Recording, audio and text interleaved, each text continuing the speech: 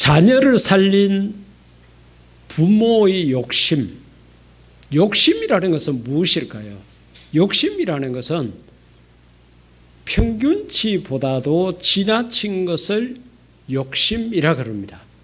가령 예를 들어서 우리가 이제 오늘 정부에서 일상생활 속에서 생활 방역을 어떻게 할 건지 이제 발표를 한다 그러는데, 특별한 사항이 없으면은 우리 교회도 다음 주부터는 의자 배치도 1m씩 간격을 좀 줄이고 그 다음에 점심 식사도 이렇게 할 그런 생각을 하고 있습니다. 그런데 만약에 내가 점심을 먹는데 보통 사람들이 한 그릇으로 다 먹는데 그것을 2그릇, 3그릇 이렇게 먹는다 그러면은 그거는 욕심이라고 말을 할 수가 있겠죠. 라면을 한 상자씩 전부 다 똑같이 배급을 주는데 거기에 나는 2상자를 달라 그러면은 이것은 욕심입니다. 성경에서도 이야기하기를 욕심이 잉태한 적 죄를 낳는다고 그와 같이 이야기를 합니다. 그리고 그 죄가 장성해서 결국은 사망에 이르게 된다는 이야기까지 할 정도입니다. 욕심은 대체적으로 좋지 않은 것으로 인식이 되어져 있습니다.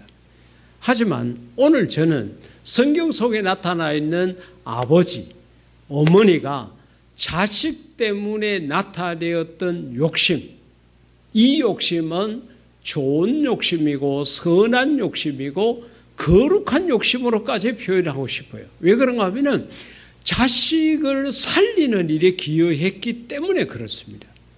그래서 오늘은 이 욕심이라는 단어를 좋은 것으로 생각하시고 여러분들이 말씀을 받으시면 좋겠습니다. 자, 오늘 본문 13절 가운데 보면은 예수님께 자기 자녀를 데리고 온 그 부모의 욕심이 있습니다. 사람들이 예수의 만져주심을 바라고 어린아이들을 데리고 오매 그랬습니다. 예수님께서 복음을 전하는 곳에는 항상 많은 사람들이 따라다녔습니다. 성경학자들의 말을 빌면은 보통 평균 한 3,000명이 따라다녔다 그러거든요.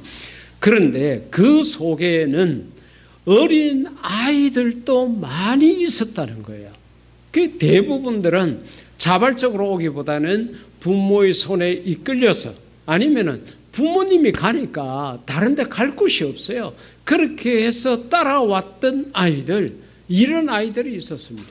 그리고 예수님 곁에 한번 가까이 가서 그 예수님의 말씀을 듣거나 하는 것은 정말 예수님 가까이 가야 되기 때문에 지금처럼 스피커가 있는 것이 아니었습니다. 확성기를 통해서 예수님의 목소리를 크게 그렇게 들을 수 있는 게 안 되었기 때문에 그저 최소한 10m 이내에는 가야 예수님께서 하시는 말씀을 귀로 들을 수 있었을 것입니다. 그렇기 때문에 그렇게 수천 명이 몰려다니는데 예수님 가까이 가서 그 말을 듣는다는 것은 어렵고 힘들었습니다. 그런데 자식이 잘 되었으면 좋겠다는 생각을 가진 부모들이 계셨어요. 어느 누구 없이 자식이 다 잘 되기를 원하잖아요. 오늘 이 자리에 계시는 우리 부모 되신 여러분들도 다 자식이 잘 되기를 원하고 바라고 기대하고 기도하고 있을 줄로 압니다. 이때도 부모의 마음은 변함이 없었어요. 어떻게 하든 내 자식은 잘 됐으면 좋겠다 하는 생각이 들어가지고 그 아이들을 데리고 예수님 가까이 온 거예요.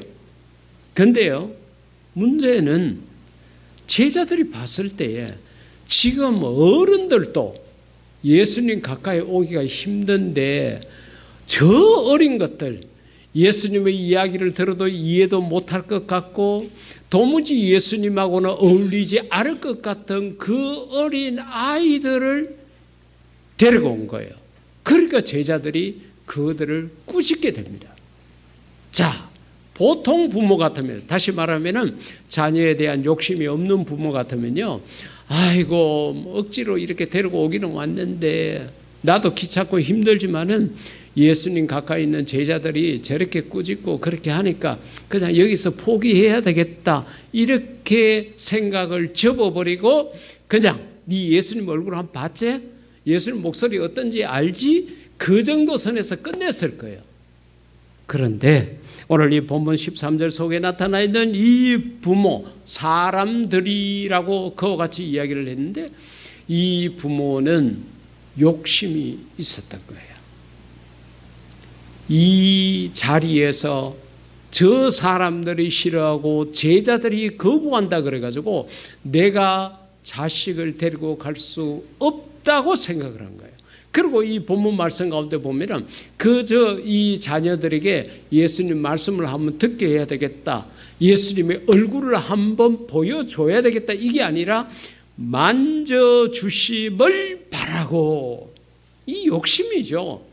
그렇게 수많은 사람들이 있고 예수님 가까이 가기가 힘들고 예수님의 이야기를 들어도 이해하기 쉬운 어른들도 가까이 가기 어려운데 이 어린아이를 예수님이 만져주기까지 원했다는 거죠. 왜 그런 마음을 갖게 되었을까요? 자녀에 대한 욕심이 있었습니다. 예수님께서 내 자녀를 만져주게 되면, 안수하게 되면, 축복하게 되면 잘 되리라는 희망을 갖고 있었다는 거예요. 사랑하는 성도 여러분들의 마음속에도 이런 욕심이 있기를 주의 이름으로 축복합니다. 그래서 이 아이들을 데리고 왔는데 아니나 다를까 예수님께서는 이 어린아이들을 환영했고 막지 말라 그랬고 그 아이들을 축복해 주었습니다. 사랑하는 성도 여러분, 우리가 아이들을 데리고 오는 것, 하나님 앞에, 말씀 앞에, 교회 앞에 데리고 오는 데는 욕심을 내는 그런 부모가 되기를 주의 이름으로 축복합니다. 마태복음 15장 가운데 보면은 엄마의 욕심이 있습니다. 우리가 다른 복음서에 보면은 수로보니게 여인, 5월달에 여러분들이 한 번쯤은 여기에 관한 설교를 들었을 수 있습니다. 그런데 이 마태복음 15장 22절에 보면은 가나안 여자라고 그렇게 그 지방을 분명하게 구분해 가지고 이야기를 했습니다. 유대인이 아니라는 이야기죠. 이 여인이 예수님을 찾아왔습니다. 그 찾아와서 하는 이야기가 뭡니까? 내 딸이 있었습니다. 근데 딸이 마음의 근심거리로 남아 있었어요. 어떤 근심이 있느냐? 흉악한 귀신 들렸다고. 귀신은 다 흉악합니다. 귀신의 특징이 뭔가 하면요, 거짓을 말합니다. 거짓말을 잘합니다. 김정일이가 20여일 동안 나타나지 않으니까, 나타나지 않는 게 아니라 텔레비에 안 나왔죠. 나타나기는 이곳저곳에 많이 나타났는데 우리나라에서 볼 수 있는 텔레비에는 안 나오니까 죽었니 살았니 병들었니 별의별 이야기를 다 하고, 심지어는 북한에서 고관직을 지냈던 사람들, 북한에서 넘어왔던 사람들은 자기네들의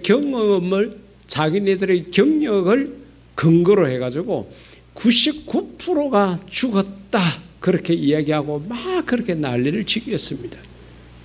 근데요, 그게 거짓말이죠. 그리고 우리나라에는 지금 가짜 뉴스라는 게 얼마나 많이 나오는지 모릅니다. 어느 게 진짜인지 모를 만큼 그렇습니다. 그래서 여러분들이 인터넷을 통해 가지고 그냥 검색하고 이렇게 하면 가짜 뉴스들이 얼마나 많이 나오는지 모릅니다. 그런 가짜에 넘어가면 안 됩니다.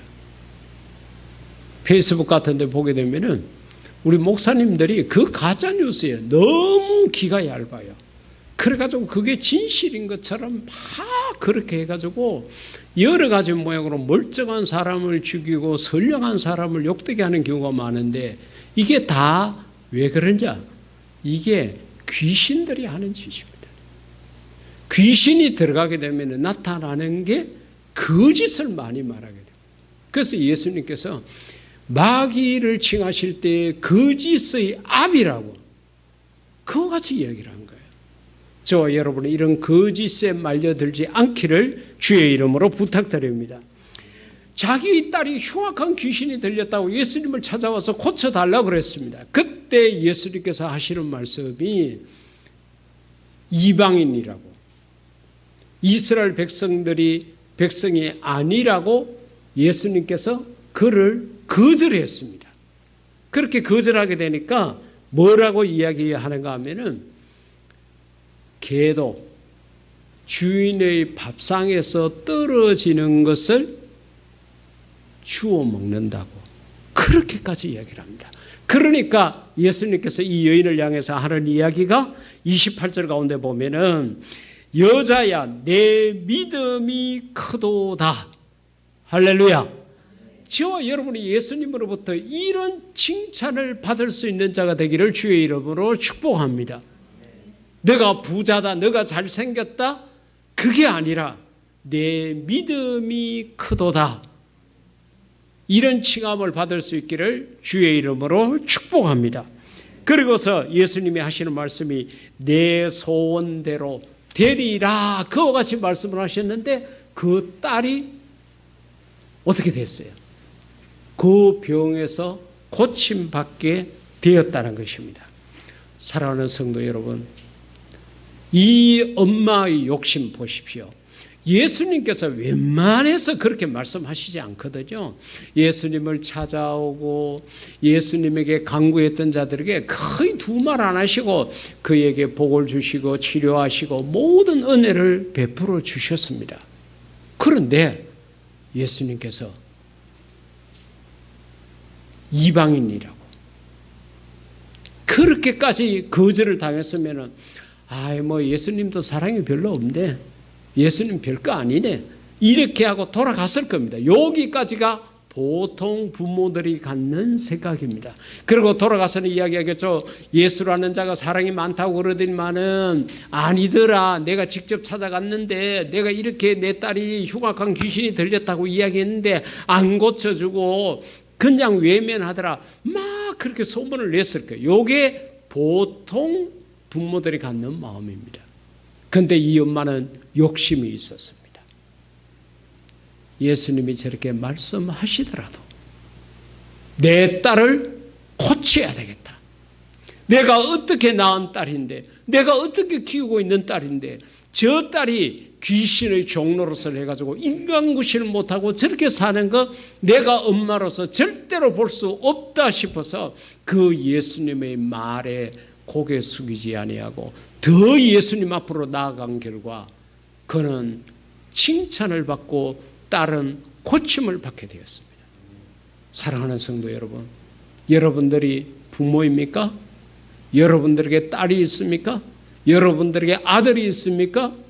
부모로서 더 큰 욕심을 내기를 주의 이름으로 축복합니다. 코로나19 사태로 말미암아 교회가 주일날 이렇게 학생의 예배를 못 드리고 그럴 때에 교육부장한테 아니면 목사인 저한테 왜 아이들에게 그래도 성경을 가르치지 않느냐고, 오후 시간에라도 하면 되지 않느냐고, 아이들 학교 가지 않고 있는데 주중에라도 불러서 성경 좀 가르쳐 주십시오, 이렇게까지 말할 수 있는 그런 열정, 선한 욕심, 이것이 우리 속에 있기를 주의 이름으로 축복합니다. 누가복음 9장 가운데 보면은 이번에는 아버지 이야기입니다. 근데 똑같이 귀신 이야기예요. 누가복음 9장 37절 가운데 보면은 무리 중에 한 사람이 소리 질러 가로되, 그러니까 예수님께서 이렇게 지나가시게 되는데 막 예수님을 부른 거예요. 부르면서 하는 이야기가 내 아들을 돌아보아 주옵소서. 이번에는 이제 아들을 예수님에게 부탁을 합니다. 그리고 그렇게 부탁하면서 내 외아들이라고. 아마 이 말에 예수님께서 큰 공감을 하지 않았겠나. 왜냐하면 예수님도 외아들이거든요. 외아들 하나밖에 없는 아들인데 이가 귀신이 들려가지고 거품을 흘리게 하고 자기 몸을 그렇게 상하게 하고 그렇게 합니다. 그런데 내가 답답해가지고 당신의 제자, 예수님의 제자들에게 데려왔는데 제자들이 못 고칩디다. 당신은 스승이잖아요. 예수님은 하실 수 있지 않습니까? 막 이렇게 하면서 예수님에게 고쳐달라고 그러는 거예요. 보통 사람 같으면 어떻게 하겠습니까? 예수님의 제자, 예수님 만나기는 참 너무 힘들다. 그냥 예수님 제자들을 만나가지고 내가 이걸 고치달라고 그랬는데 아마 능히 고치지 못하더이다 이렇게 말한 걸로 봐서는 제자들이 안수 기도를 했거나 뭐 합심 기도를 했거나 무슨 노력을 했던 것 같아요. 그런데도 안 된다는 거죠. 그러면 보통 부모들 같으면은 아이고 예수님 제자라도 별 수 없네. 내 자식은 팔자가 그런 모양이다. 저렇게 살다가 끝낼 모양이다. 이렇게 생각하고 거기에 주저앉아요. 여기까지가 보통 부모들의 마음입니다. 근데 이 아버지는 욕심을 더 냈어요. 제자들이 못 고쳐? 좋다. 그러면은 내가 그들이 서성대는 예수님을 만나봐야 되겠다.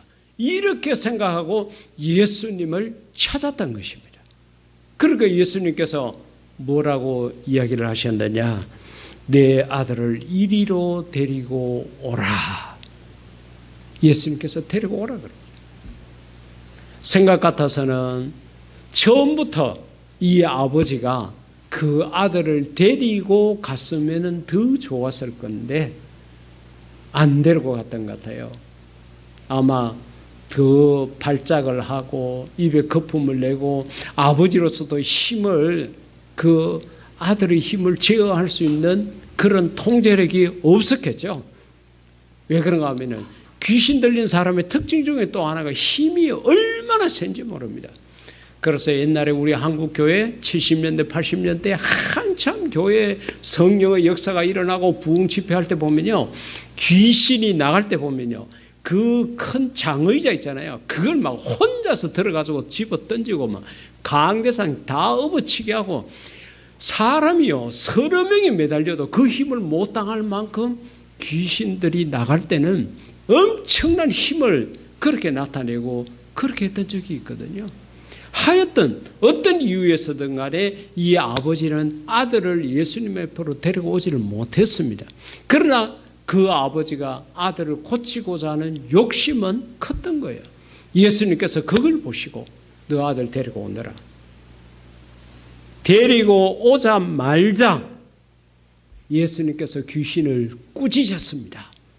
나가라고 그랬겠죠. 귀신은 예수님 이름 앞에 무릎을 꿇습니다. 귀신은 예수님을 가장 무서워합니다.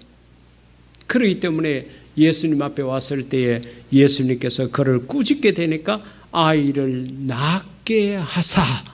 할렐루야. 예수님께서 꾸짖으니까 귀신이 나게 되고 귀신이 나게 되니까 아이가 제정신이 돌아오게 된 거예요. 여러분, 우리 자녀들이 이런저런 모양으로 병들고 마음의 상처를 입고 거친 세상에서 어떻게 해야 될지 모르고 그렇게 할 때에 하나님 앞에, 교회 앞에, 말씀 앞에 데리고 오게 되면은 하나님께서 치료하시고 우리 주님께서 치료하시고 성령님께서 고쳐주실 줄 믿습니다. 그래서 이 아버지는 귀신 들린 아들을 고친 거예요. 아마 이 아버지 또 수로보내게 여인, 오늘 본문에서는 가나안 여인이라고 그러겠지만은 이 엄마, 이 아버지는 평생토록 그 딸 이야기를 할 때마다 그 아들 이야기를 할 때마다 내가 저를 예수님 앞에 데려가서 고쳤다는 그 고백을, 그 간증을 수도 없이 했을 것입니다. 저와 여러분의 삶 속에서도 예수님께서 어루만지시고 예수님께서 고치시고 예수님께서 새롭게 하는 그런 간증의 역사가 있기를 주의 이름으로 축복합니다. 예수님께서 자기에게 오라고 예수님께서 초청하신 말씀이 있습니다. 그것이 바로 마태복음 11장 28절인데 수고하고 무거운 짐진 자들아, 이 짐 속에는 이 거친 세상을 살아가면서 질 수 있는 수많은 짐이 있습니다. 저와 여러분의 마음속에 어떤 걱정, 근심, 염려가 있습니까? 이 모든 것이 우리의 짐이잖아요. 그 짐을 진 자들을 예수님께서 초청했습니다. 다 오라고 그와 같이 말씀을 하실 거예요. 네가 잘못해서 그러니까 그건 네가 책임져야 된다고 예수님께서 그렇게 방치하거나 무시하거나 외면하신 게 아니라 이 거친 세상을 살면서 얼마나 힘드냐. 먹고 살기도 힘들지. 너도 오너라. 자식 키우는 건 마음대로 안 되지. 데리고 이리 와봐. 너 이 세상 살아가면서 너 마음대로 되던 게 있더냐? 몇 번 넘어지고 몇 번 쓰러지고 너 마음에 있는 상처 누구에게 이야기할 때 있느냐? 없지. 이리 와. 예수님이 전부 초청하신 것입니다. 이 예수님의 초청에 예라고 대답하고 걸음을 예수님께로 향하고 마음 중심을 우리의 얼굴을 예수님의 품으로 향하는 그런 우리가 될 수 있기를 주의 이름으로 축복합니다. 코로나19가 지나가면 이게 다일 거라고 그러지만 절대 그렇지 않습니다. 이거보다 더 독한 것이 생길 수도 있고 이것이 이런 바이러스 때문에 어려움이 아니라 경제적 어려움이나 전쟁의 어려움이나 질병의 어려움이나 내 개인적인 어려움이 수도 없이 몰려올 수 있습니다. 그때 세상 사람들은 한 번, 두 번은 우리를 격려하고 위로하고 참 안 됐다 그러고 때로는 우리를 도와주기도 하고 그렇게 하지만은 그러나 시간이 지나면은 다 사람들은 결국은 등을 돌립니다. 그 사람들이 나빠서 그런 게 아니에요. 왜 그러냐? 내가 이제 더 이상 도와줄 게 없어요. 우리가 병든 부모님을 모시는 일이 있어가지고 잔병에 효자 없다 그러죠. 왜? 자식으로서 이제 내가 더 이상 어떻게 해드릴 수 있는 게 없으니까 그런 거예요. 하지만 저와 여러분이 믿고 있는 예수님은 오라고 그럽니다. 그래, 아무리 노력해도 안 되지, 발버둥 쳐봐도 안 되지, 너 나름대로 최선을 다했다 그러지만은 너 손에 남은 게 뭐가 있어? 안 되잖아. 이리 와. 예수님은 우리를 초청하십니다. 그렇기 때문에 여러분 우리가 세상을 살아가다가 어렵고 힘들고 내가 감당할 수 없는 일이 있을 때에 이 예수님의 초청의 말씀을 듣고 예수님 앞으로 나아가는 우리가 될 수 있기를 주의 이름으로 축복합니다. 사무엘상 1장 가운데 보면 기적과도 같은 일들이 있죠. 한나라는 여자가 아이를 낳지 못했습니다. 하나님께서 그 태를 닫은 거예요. 그러니까 우리가 여자라고 해서 다 결혼할 수 있는 게 아니고 결혼했다 그래서 다 자녀를 낳을 수 있는 게 아니고 자녀를 낳았다 그래서 다 그 자녀가 훌륭하게 된다는 보장은 없습니다.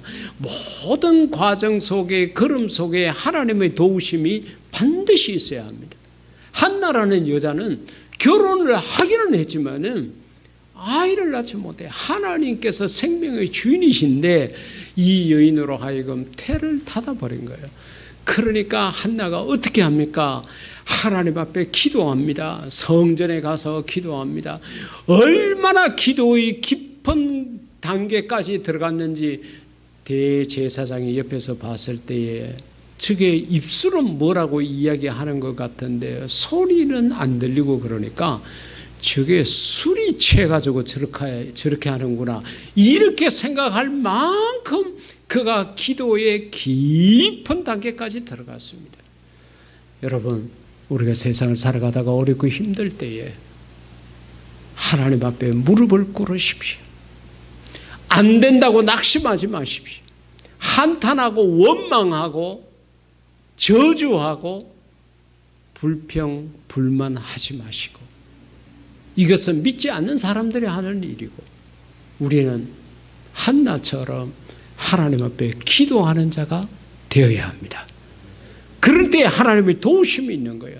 한나가 그렇게 기도하니까 하나님께서 그 기도를 들으시고 그의 태를 열어서 자녀를 낳게 하신 거예요. 할렐루야. 저와 여러분의 기도를 하나님이 들으십니다. 요한계시록 가운데 보면은 우리의 기도를 천사가 향아리에다가 담아가지고 이것을 하나님 앞으로 가지고 하나님 보좌 앞으로 가지고 올라간다고 그렇게 기록을 해놨습니다. 우리의 기도가 절대로 땅에 떨어지지 않습니다. 우리의 기도가 허공을 치는 메아리로 끝나지 않습니다. 귀한 항아리에 담겨서 천사의 손에 들려서 이것이 하나님 보좌 앞에까지 간다는 것을 믿으시기를 주의 이름으로 부탁을 드립니다. 한나의 기도를 들으신 하나님이 그에게 아들을 줬어요. 그러니까 한나가 어떻게 하느냐?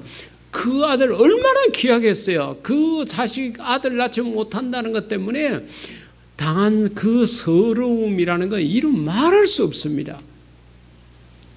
그런데 그 아들을요, 하나님이 성전에 갖다 바쳐요. 그 아기가 얼마나 보고 싶고 얼마나 안고 싶고 내가 이 한 생명을 얻기까지 마음고생하고 지금까지 기도한 것 생각하면은 잠시라도 내 품에서 놓고 싶은 생각이 없을 거예요. 근데 그가 하나님의 성전 그곳에 갖다 맡겨버립니다. 왜 그랬을까요? 아이를 낳지 못했을 때 하나님 앞에 약속을 했습니다. 하나님이 내게 아들을 주시면은 그 아들을 하나님에게 드리겠습니다. 약속을 한 거예요. 그래서 그 약속대로 아이를 갖다 바쳤습니다. 그러면은 우리가 보편적으로 생각할 때에 엄마의 사랑도 제대로 받아보지 못하고 부모의 사랑을 제대로 받아보지 못하고 가정이라는 울타리에서 벗어났기 때문에 그 아이가 잘못되고 삐뚤게 될 거라고 생각하기 쉽지만은 아니었습니다. 오히려 그 아이는 정말 하나님 사랑 속에서 훌륭한 믿음의 사람이 되었습니다. 하나님에게 맡겼더니 하나님께서 책임져 주신 것입니다.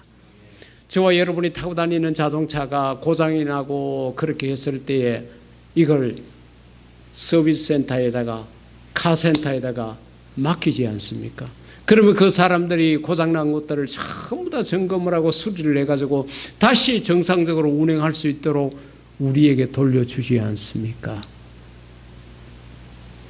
하나님께서 이 어린 아이가 성전에 있던 집안에 있던 상관없이 하나님의 사랑 속에 크도록 하나님의 은혜 안에 거하도록 하나님께서 지키시고 보호하셔서 이가 훌륭한 믿음의 사람이 된 줄 믿습니다. 여러분, 우리가 자녀를 키우는 입장에서 세상을 모르면 안 된다. 물론 학교라는 것이 필요합니다. 학교를 통해서는 지식을 얻을 수 있습니다. 그리고 가정이라는 것을 통해서는 사랑을 얻을 수가 있는 거예요. 그리고 교회를 통해서는 하나님을 배울 수 있고 하나님을 알 수 있습니다. 세상이라는 곳이 지식만 갖고 살아가는 그런 곳이 아닙니다. 요즘 우리나라 아이들, 소위 말하는 비행 청소년이라는 아이들 공부 못해서 아니에요. 학교 성적은 나쁘게 나왔지 모르지만은 세상에 대한 지식은 오히려 학교 다니는 아이들보다 훨씬 낫습니다. 머리가 얼마나 잘 돌아가는지 모릅니다. 최근에 발생한 N번방 사건, 여러분 보십시오. 10대들이 거의 다 거기에 주인공들입니다. 학교에서 가르쳐줘서 그런 게 아니잖아요. 머리가 좋아요. 근데 그것을 나쁜 쪽으로 사용하니까 그렇습니다. 근데 세상이라는 곳 우리가 살아갈 때에 지식도 있어야 되지만은 무엇보다도 아이의 마음속에 사랑이 있어야 합니다. 이 사랑은 부모가 줘야 하는 것입니다. 부모가 적어도 청소년기 때까지는 부모가 사랑을 줘야 돼요. 부모에게 사랑을 받아보지 못한 아이는 나중에 결혼을 하고 어른이 되어도 자기의 배우자나 자기의 자녀들에게 사랑을 줄 줄 모릅니다. 왜? 받아본 적이 없으니까. 그게 사랑인지 몰라요. 자기는 열심히 사랑한다고 그렇게 했는데 결과적으로는 가족을 힘들게 할 수 있습니다. 그렇기 때문에 부모들이 아이를 학교만 보내면 다 될 거라고 생각하는 것은 아주 큰 착각입니다. 부모가 줘야 될 것이 있고 학교가 줘야 될 것이 있습니다. 그리고 마지막으로 한 가지, 하나님을 알게 해 주어야 합니다. 하나님을 모르면은 세상을 제대로 알 수가 없어요. 하나님을 제대로 알지 못하면 사랑이라는 근원을 또 제대로 몰라요. 하나님을 제대로 알지 못하면은 지혜의 근본을 모릅니다. 잠언 기자가 이야기한 것처럼 여호와를 경외함이 지식의 근본이언을 하는 이 말에 대한 이해를 못하는 거예요. 그러니까 우리 자녀들에게 부모는 사랑을 주고 학교에서는 지식을 얻도록 하고 교회를 통해서는 하나님을 알도록 하고, 이 세 가지가 다 우리 자녀들 속에, 아니 사람 된 우리 마음속에 있어야 되는 것입니다. 이 중에 어느 것 하나라도 부족하게 되고 하나라도 채워지지 않게 되면 세상을 살아가기가 얼마나 힘든지 모릅니다. 부모 되신 우리 성도 여러분, 선한 욕심을 내십시오. 이 가난 여자처럼 이 외아들을 키우고 있는 이 아버지처럼 그저 이만큼 하다가 포기하는 그런 자가 되지 말고 욕심을 내십시오. 예수님 앞으로 데려와야 되겠다. 하나님 말씀대로 살도록 해야 되겠다. 이 욕심을 가지십시오. 이것은 선한 욕심이요, 이것은 거룩한 욕심입니다. 자녀를 부모 앞에 데리고 온 그 부모의 욕심이 이 딸을 살게 하고 이 아들을 살게 했습니다. 오늘 저와 여러분의 마음속에도 이런 선한 욕심, 거룩한 욕심이 있어서 여러분의 욕심으로 말미암아 여러분의 자녀들이 지금보다도 더 잘되는 그런 역사가 있기를 주의 이름으로 축복합니다. 이제 우리 다 같이 기도할 때, 하나님, 내가 이 본문 속에 나타나 있는 이 부모와 같은 거룩한 욕심을 가진 자가 되게 해달라고 기도하시겠습니다.